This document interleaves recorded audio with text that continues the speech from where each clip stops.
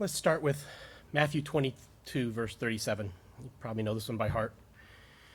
And Jesus said to him, "You shall love the Lord your God with all your heart, with all your soul, with all your mind. This is the first and great commandment. The second is like it. You shall love your neighbor as yourself. On these two commandments hang all the law and prophets." Our relationship with God is based on agape. Our relationship with our neighbor is based on agape. As yourself, it's based on agape. As CJ alluded to last week, right, this is a remez referring back to some portions of the Old Testament. Deuteronomy 6, Leviticus 19, where there. But is there another story maybe behind this too, as we think through this a little bit? What are your relationships like? What's your approach to those around you? Are you building a durable relationship with God?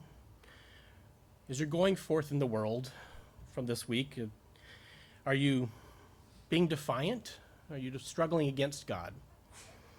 Are you creating conflict with God? Are you creating conflict with the men around you? What is your approach in life? Are you getting by? Are you facing the challenges? Are you doing what's required of you? And just that? Are you focused on the task at hand? For our graduates, as you're facing this next step in your lives, what is going to be your approach? Or for the rest of us, if you're facing a point in your life where you're trying to grow, trying to go to that next level, if you're setting off on your own, if you're starting a new adventure, as I know this is happening this weekend with the new relationships, as we're building ourselves, as we're building our relationships, we're building our careers, our futures, so to speak, for all of us, there's something we have to think about as we're walking out, as we're kind of taking that next steps and moving on in life.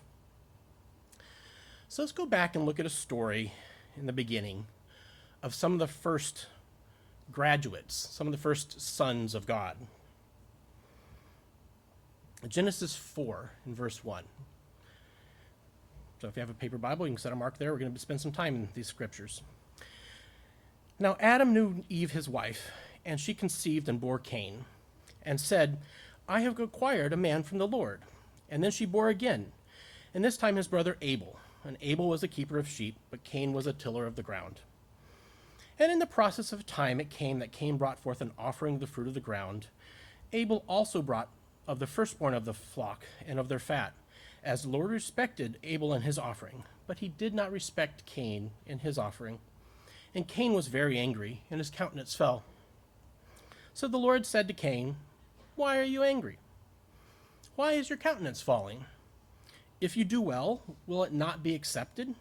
If you do not do well, sin lies at the door, and its desire is for you, but you should rule over it." Now Cain talked with Abel his brother. And it came to pass when they were in the field that Cain rose up against Abel his brother and killed him. And the Lord said to Cain, verse 9, "Where is Abel your brother?" He said, "I do not know. Am I my brother's keeper?" And he said, "What have you done?" "The voice of your brother's blood cries out to me from the ground. So now you are cursed from the earth, which has opened its mouth to receive your brother's blood from your hand. When you till the ground, it shall no longer yield its strength to you. A fugitive and vagabond you shall be on the earth." And Cain said to the Lord, "My punishment is greater than I can bear. Surely you have driven me out in this day from the face of the ground. I shall be hidden from your face.